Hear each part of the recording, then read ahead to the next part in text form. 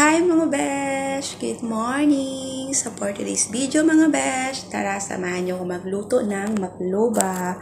So ayun mga besh, kahapon is nilaga ko na yung manok and then hiniwa-hiwa ko na rin yung talong, patatas at yung broccoli.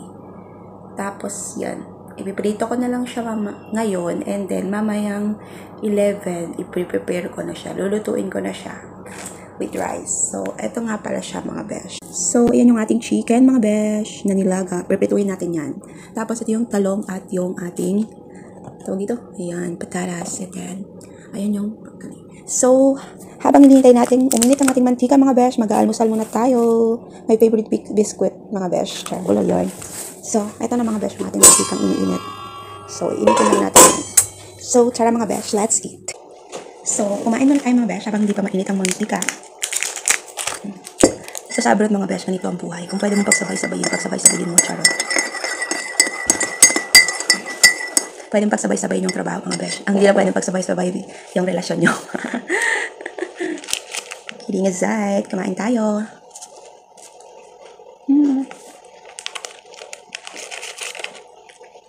Ang sarap talaga ng biskuit na to pag sinausaw mo siya.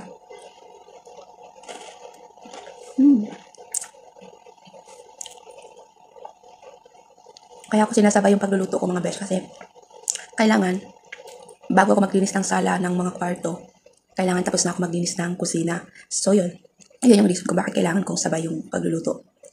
Kasi para matapos na ako agad. Kasi mga besh, yung amo ko, alam niyo naman, masyadong stricto. Gusto niya malinis agad, hindi naman ako robot. Pero, yun nga, wala tayong magagawa, katulong tayo, yung trabaho natin, kailangan nating sundin yung utos ni amo para hindi tayo mapagalitan. So, ayan. Kumusta naman kayo mga besh? Sa mga ka-OFW ko dyan, sahuran na. Kumusta? Binigay na ba ni amo or bukra-bukra, inshallah na naman. Sa akin mga besh, wala namang bukra, inshallah. Pero hindi ba? Besh, pipipin tayo ng ating manok. Ayan, tapos na po. Ganyan kulay lang mga besh. Tapos yan. So, tatapan natin tayo matalsikan. So, ito na lang. Gulay na lang yung kulang. So, yan. Ito na lang yung ating tapos. Continue muna natin yung ating pag-almusal. So, ayan, tama mo na yung pipituin natin. Ayan yung tapos na. Ano natin mga besh. Continue ang masal ulit. Hi mga besh! Tapos na tayo mag-prito. Dito na siya mga besh. So, ipapile na natin siya dito sa kaldero. So, tara, samahan niyo ako. Tatakpan ko muna yan mga besh kasi mamaya ko pa yan lulutuin, mga 11. Mga besh. So, yan. Then, after natin itong takpan mga besh, kukuha naman tayo. Doon naman tayo sa labas mag-aasikas.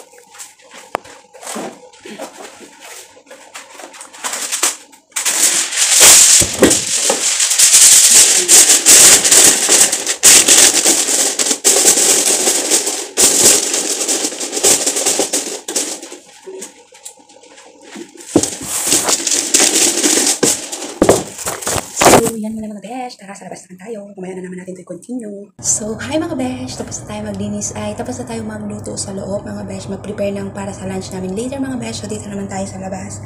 As usual mga besh. Kaya natin gagawin is pagkakansan tayo itong mga sapatos mga besh. Ganyan. O, diba? Hindi talaga ako masipag mga besh. Ginagawa ko lang ng trabaho ko. Kasi mga besh, wala naman akong choice kahit ayaw ko, diba? Kasi ito lang mga besh, ang sarap matulog kaysa magtrabaho. So, kami lang ito mga besh. Pero dahil katulong tayo, dahil may sahod tayo, dahil sinasawalan tayo ng ating amo, kahit wala sila dito, kailangan natin gawin yung ating trabaho mga besh. So, ayan. Ganyan lang mga besh, pupunasan lang ito. Tapos, para ibalik mamaya sa lagayan. Sa lagayan natin. Siyempre, isali natin yung chinelas natin sa punas. Kasi sinusuot natin ito sa loob ng bahay mga besh. So, para malinis.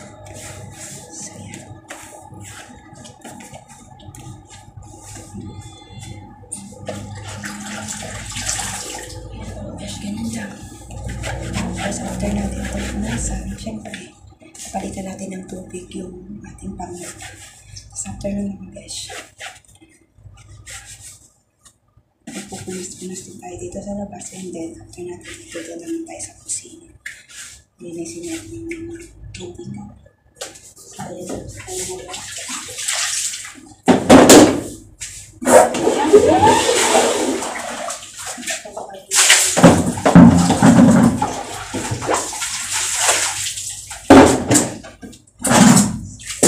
So,